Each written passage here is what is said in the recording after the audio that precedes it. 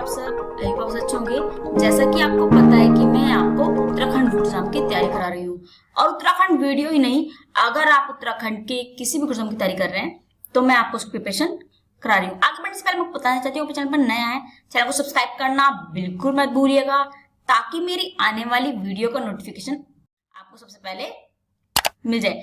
और आगे बढ़ने से पहले मैं आपको बताना चाहती हूँ, जैसे कि आपको पता है कि उत्तराखंड एग्जाम में करंट अफेयर्स की बहुत ज्यादा महत्वपूर्ण भूमिका होती है।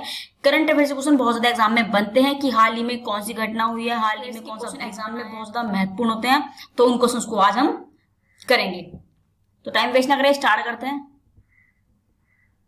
जो क्वेश्चन मैं आपको आज कराने वाली हूँ, ये क्वेश्चन आपको एग्जाम में देखने के लिए मिल जाएंगे। आपको एग्जाम में बहुत ज्यादा फायदा होने वाला है, क्योंकि मैं गारंटी इस वीडियो में जो मैं आपको क्वेश्चन कराऊंगी, इनमें से बहुत सारे क्वेश्चन आपको एग्जाम में देखने के लिए मिल जाएंगे, क्योंकि मोस्ट इंपॉर्टेंट क्वेश्चन है करंट अफेयर्स के। तो इसमें देखिए, इसमें क्या हो जाएगा। फर्स्ट क्वेश्चन हो जाएगा, आरुषि निशंक ने स्पर्श गंगा व डैश किसके साथ, मतलब उत्तराखंड में कोविड-19 राहत अभियान की शुरुआत की। तो आपको खाली स्थान में भरना है कि आरुषि निशंक ने स्पर्श गंगा व डैश के साथ उत्तराखंड में कोविड-19 राहत अभियान की शुरुआत की। तो आपके ऑप्शन है हंस फाउंडेशन, संदीप अग्रवाल फाउंडेशन, आदर्श फाउंडेशन या फिर अजीत फाउंडेशन। तो क्या आंसर हो जाएगा इसका, बताइए। इसका राइट आंसर हो जाएगा ऑप्शन नंबर बी, इसका राइट आंसर हो जाएगा। आरुषि निशंक ने अग्रवाल फाउंडेशन के साथ मिलकर इस योजना की शुरुआत की है, राहत अभियान की शुरुआत की है। तो इसमें इसके बारे में थोड़ा देख लेते हैं। आरुषि निशंक ने एनजीओ स्पर्श गंगा व संदीप अग्रवाल फाउंडेशन के साथ मिलकर कोविड-19 में राहत के अभियान की शुरुआत की। इस अभियान के तहत ही उन्होंने लोगों तक मेडिकल, क्या रखिएगा, किसमें हो जाएगा, इस अभियान पहुंचाई थी। कौन कौन सी राहत पहुंचाई थी इस अभियान के तहत लोगों तक, तो आप बता दोगे। मेडिकल किट, राशन तथा अन्य राहत सामग्रियां, ये सभी सामग्री लोगों तक पहुंचाई जा रही है। कोविड-19 में राहत के लिए सुविधा शुरू की गई है। हमारा नेक्स्ट क्वेश्चन हो जाएगा, उत्तराखंड में किसके लिए ई कंसल्टेशन सुविधा शुरू की गई है। आपके ऑप्शंस हैं मीडिया के लिए, स्वास्थ्य कर्मियों के लिए, शिक्षकों के लिए या फिर सफाई कर्मियों के लिए। तो बताइए क्या हो जाएगा, उत्तराखंड में किसके लिए ई कंसल्टेंट सुविधा शुरू की गई है। ये क्वेश्चन एग्जाम में बहुत ज्यादा बन सकता है, इस पर इंपॉर्टेंट लिख लीजिए। ये क्वेश्चन भी इंपॉर्टेंट है और ये क्वेश्चन भी इंपॉर्टेंट है हमारा फर्स्ट क्वेश्चन। तो आप बता दोगे क्या आंसर हो जाएगा। इसका राइट आंसर हो जाएगा शिक्षकों के लिए।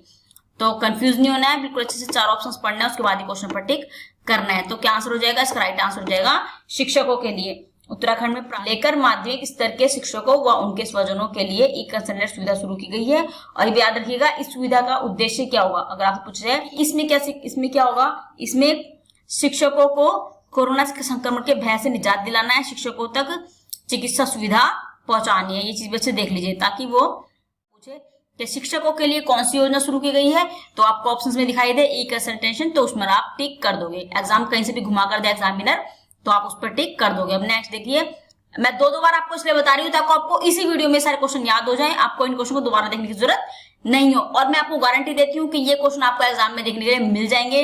101% ये क्वेश्चन आपको एग्जाम में देखने के लिए मिल जाएंगे, जो एग्जाम में आपके लिए बहुत ज्यादा फायदेमंद होंगी। अब नेक्स्ट हो जाएगा, कोविड-19 के कारण अनाथ हुए बच्चों के लिए मुख्यमंत्री तीरथ सिंह रावत ने कौन सी योजना शुरू की है। कोविड-19 के कारण अनाथ हुए बच्चों के लिए मुख्यमंत्री तीरथ सिंह रावत ने कौन सी योजना शुरू की है। तो आपके ऑप्शन है मुख्यमंत्री सहारा योजना, मुख्यमंत्री अनाथ योजना, मुख्यमंत्री रोजगार योजना या फिर मुख्यमंत्री वात्सल्य योजना। तो क्या आंसर हो जाएगा इसका, आप बताइए। कोविड-19 के लिए अनाथ हुए बच्चे, जो बच्चे अनाथ हो गए हैं, उनकी फैमिली में कोई भी नहीं है, जैसे कि उनको जिनकी जान जा चुकी है और उनके बच्चे अनाथ हो चुके हैं, तो उसके लिए कौन सी योजना शुरू की है मुख्यमंत्री त्रिवेंद्र सिंह रावत ने। तो एग्जाम में क्वेश्चन घुमाकर पूछे तो आप अच्छे से देख लीजिएगा। अब क्या आंसर हो जाएगा इसका राइट आंसर हो जाएगा मुख्यमंत्री वात्सल्य योजना। ऑप्शन नंबर 4 इसका राइट आंसर हो जाएगा। ये क्वेश्चन बहुत ज्यादा जरूरी है, सारे क्वेश्चंस कोविड से रिलेटेड है, और जैसे कि कोविड आपको पता है कितनी तेजी से कोविड फैल रहा है, तो ये क्वेश्चन बहुत ज्यादा एग्जाम में इंपॉर्टेंट होने वाला है। तो और मैं आपको बता देना चाहती हूँ, जैसे कि कोविड फैल रहा है, तो आपको क्या करना है, आपको घर में रहना है, बहुत जरूरी काम हो तो ही घर से बाहर निकलिए, वरना घर पर ही रहिए। अगर आप सुरक्षित रहेंगे तो आपके घर वाले भी सुरक्षित रहेंगे। अब शहीद श्री श्रीदेव सुमन की हाल ही में कौन सी जयंती मनाई गई है? इंपॉर्टेंट क्वेश्चन है एग्जाम पॉइंट ऑफ व्यू से। बताइए शहीद श्री श्रीदेव सुमन की हाल ही में कौन सी जयंती मनाई गई है? तो आप बता दोगे 30वीं, 105वीं, 106वीं या फिर 108वीं। तो क्या आंसर हो जाएगा? तो इसका राइट आंसर हो जाएगा श्रीदेव सुमन की हाल ही में कौन सी जयंती मनाई गई है? तो आप बता दोगे 105वीं। तो इसका राइट आंसर हो जाएगा 105, इसका राइट आंसर हो जाएगा 105वीं, इसका राइट आंसर हो जाएगा। श्रीदेव सुमन की हाल ही में कौन सी जयंती बनाई गई है? तो आप बता दोगे 105वीं जयंती बनाई गई है। और मैं आपको बता देना चाहती हूँ, अगर आपको ये क्वेश्चन एग्जाम में घुमाकर पूछे या क्वेश्चन ऐसा एग्जाम में आए कि श्रीदेव सुमन की मृत्यु कब हुई थी, ये क्वेश्चन एग्जाम में बन जाता है। अगर वो पूछे कि जिनको, अगर आपको टाइम दे देंगे श्रीदेव सुमन की 105वीं जयंती मनाई गई है हाल ही में, उनकी मृत्यु कब हुई थी, तो आपको पता होना चाहिए। एग्जामिनर जहां से भी घुमाकर पूछे तो मैं आपको एक ही क्वेश्चन में बहुत सारे क्वेश्चन कवर करा रही हूँ। तो बताइए क्या आंसर हो जाएगा इसका? अगर आपसे पूछा जाए कि श्रीदेव सुमन की मृत्यु कब हुई थी, तो आपको सन बताना है। तो क्या बताओगे आप? तो आप बता दीजिएगा 25 जुलाई। याद कर लीजिए 25 जुलाई, 25 जुलाई लीजिए। क्या आंसर हो जाएगा इसका? इसका राइट आंसर हो जाएगा 25 जुलाई 1944, इसका राइट आंसर हो जाएगा। श्रीदेव सुमन की मृत्यु कब हुई थी? 25 जुलाई 1944। ये क्वेश्चन एग्जाम में बन जाता है। और एक चीज और बता देती हूँ आपको, अगर आपसे पूछा जाए कि जो श्रीदेव सुमन की मृत्यु हुई थी, अगर आपसे क्वेश्चन घुमाकर पूछा एग्जामिनर कि श्रीदेव सुमन की 25 जुलाई 1944 में जब मृत्यु हुई थी, तो आपको बता दूं मैं कि इनकी मृत्यु हुई थी हड़ताल करने पर। कितने दिन की हड़ताल की थी? अगर क्वेश्चन पूछा जाए कितने दिन की हड़ताल के बाद इनकी मृत्यु हो गई थी, तो आप बता दोगे 84 दिन की हड़ताल के बाद इनकी मृत्यु हो गई थी। ये क्वेश्चन भी एग्जाम में बन सकता है। तो याद कर लीजिए 84 दिन की भूख हड़ताल करने के बाद इनकी मृत्यु हो गई थी। अब इसमें एक चीज और देख लीजिए, अगर आपसे पूछा जाए कि जन्म कब हुआ था श्रीदेव सुमन का, तो ये भी पता होना चाहिए। इनका जन्म हुआ था 25 मई 1916। इनका जन्म हुआ था 25 मई 1916 इनका जन्म हुआ था। 1944 में 84 दिन की भूख हड़ताल के बाद इनकी मृत्यु हो गई थी। और आपसे पूछा जाए कब इनका जन्म हुआ था, तो आप बता दोगे 25 मई 1916, इनका राइट आंसर हो जाएगा। ये 25 मई हो जाएगा। अब नेक्स्ट क्वेश्चन हो जाएगा, जलवायु परिवर्तन के दुष्प्रभाव को लेकर संयुक्त राष्ट्र में कौन दुनिया भर के 16 बच्चों की वर्चुअल माध्यम से सुनवाई हुई है, जिसमें भारत की रिद्धिमा पांडे भी शामिल हुई है। रिद्धिमा पांडे किस राज्य की हैं? आपसे पूछा गया है कि जलवायु परिवर्तन के दुष्प्रभाव को लेकर संयुक्त राष्ट्र में दुनिया भर के 16 बच्चों के वर्चुअल माध्यम से सुनवाई हुई है, जिसमें रिद्धिमा, हमारे भारत की रिद्धिमा पांडे भी शामिल हुई हैं। और रिद्धिमा पांडे किस राज्य की? आपको पूछा गया। आपके ऑप्शन है हरियाणा, उत्तर प्रदेश, महाराष्ट्र। ये महाराष्ट्र हो जाएगा, महाराष्ट्र या फिर आपका अपना उत्तराखंड। तो बताइए क्या आंसर हो जाएगा? तो आप बता दोगे क्या आंसर हो जाएगा? तो इसका राइट आंसर हो जाएगा उत्तराखंड, इसका राइट आंसर हो जाएगा। रिद्धिमा पांडे उत्तराखंड के हरिद्वार जनपद की रहने वाली हैं, जो कि 28 मई 2021 को वर्चुअल माध्यम से संयुक्त राज्य में जलवायु परिवर्तन के दुष्प्रभाव को लेकर सुनवाई हुई थी वहां पर। तो उसमें शामिल हुई थी रिद्धिमा पांडे। और पर्यावरण कार्यकर्ता, वो एक पर्यावरण कार्यकर्ता भी है। ये चीज भी आप देख लीजिए। तो इसमें क्या हो जाएगा? वर्ष 2020 में दुनिया भर के 100 प्रतिभाशाली महिलाओं में शामिल किया है। ये बात भी आपको पता होना चाहिए। किसमें शामिल किया है रिद्धिमा पांडे को?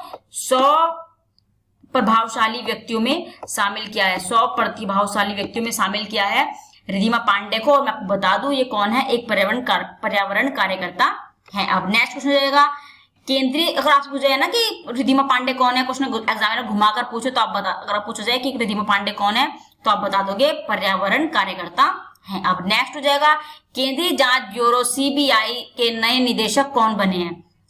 केंद्रीय जांच ब्यूरो सीबीआई के नए निदेशक कौन बने हैं? तो आप बता दोगे। आपको आपके ऑप्शन है KR चंद्रा, BS कोमोदी, अधीर रंजन चौधरी या फिर सुबोध कुमार जायसवाल। तो क्या आंसर हो जाएगा? इसका राइट आंसर हो जाएगा सुबोध कुमार जायसवाल, इसका राइट आंसर हो जाएगा। तो सीबीआई के नए निदेशक कौन बने हैं? तो आप बता दोगे सुबोध कुमार जायसवाल। ये भी इंपॉर्टेंट क्वेश्चन है एग्जाम पॉइंट ऑफ व्यू से, इस पर भी आप इंपॉर्टेंट लिख दीजिए। इंपॉर्टेंट क्वेश्चन है एग्जाम पॉइंट ऑफ व्यू से। तो क्या हो जाएगा? थोड़ा देख लेते हैं। सुबोध जायसवाल 1984 बैच के महाराष्ट्र कैंडल के IPS अधिकारी हैं। अगर आप पूछा जाए कि कौन से बैच के अधिकारी हैं, तो आप बता दोगे 1984 बैच के अधिकारी हैं। और कहाँ के हैं? तो आपको ये भी देख लीजिए 1985 महाराष्ट्र कैंडल के IPS अधिकारी हैं। तो ये भी देख लीजिए IPS अधिकारी हैं सुबोध कुमार जायसवाल। तो IPS अधिकारी हैं और ये इससे पहले मुंबई के कमिश्नर और महाराष्ट्र भी रह चुके हैं, डीजीपी के पद पर ये रह चुके हैं, ये भी आप अच्छे से देख लीजिएगा। अब नेक्स्ट हो जाएगा, भारत की पहली महिला उड़ान इंजीनियर, India first women flight test engineer कौन बनी है? तो कौन बनी है? तो कौन बनी है भारत की पहली फ्लाइट टेस्ट इंजीनियर? तो आप बता दोगे अश्रिता अलेटी बनी है, अश्रिता वी अलेटी बनी है। अब नेक्स्ट देख लीजिए, सशस्त्र बलों को टेलीमेडिसिन सेवाएं प्रदान करने के लिए सेहत ओपीडी पोर्टल को किसने लॉन्च किया है? आपके ऑप्शन है राजनाथ सिंह, स्मृति ईरानी, अमित शाह या फिर सीतारमण, निर्मला सीतारमण। तो क्या आंसर हो जाएगा? इसका राइट आंसर हो जाएगा, किन्होंने किया है तो आप बता दोगे, किन्होंने लॉन्च किया तो आप बता दोगे राजनाथ सिंह इसका राइट आंसर हो जाएगा, राजनाथ सिंह इसका राइट आंसर हो जाएगा। इस पर इंपॉर्टेंट लीजिए, इंपॉर्टेंट क्वेश्चन एग्जाम पोर्टल से, ये भी इंपॉर्टेंट है और ये भी इंपॉर्टेंट है। ये जो क्वेश्चन आपको मैं करा रही हूँ बहुत ज्यादा इंपॉर्टेंट है, बिल्कुल मिस मत कीजिएगा वीडियो। इसमें से आपके बहुत सारे क्वेश्चन आपको एग्जाम में देखने के लिए मिल जाएंगे। रक्षा मंत्री श्रीनाथ सिंह ने वीडियो कॉन्फ्रेंसिंग के माध्यम से services e health assistant and tele consultant portal launch किया है और इस पोर्टल के तहत सेना, नौसेना, वायुसेना और पूर्व सेना कर्मियों के रक्षा कर्मियों की सेवारत ओपीडी सशस्त्र बलों के विशेषज्ञ सभा 74 वर्ल्ड हेल्थ असेंबली 2021 की अध्यक्षता किसने की? आपके ऑप्शंस हैं स्मृति ईरानी, अमित शाह, डॉक्टर हर्षवर्धन, ये हर्ष हो जाएगा, या फिर नरेंद्र मोदी। तो क्या आंसर हो जाएगा? डॉक्टर हर्षवर्धन इसका राइट आंसर हो जाएगा, ये हो जाएगा हर्षवर्धन, ये हो जाएगा हर्षवर्धन इसका राइट आंसर हो जाएगा। तो डॉक्टर हर्षवर्धन ने इसकी अध्यक्षता की है। तो आज के लिए इतना ही, बाकी क्वेश्चन मैं आपको कल कराऊंगी।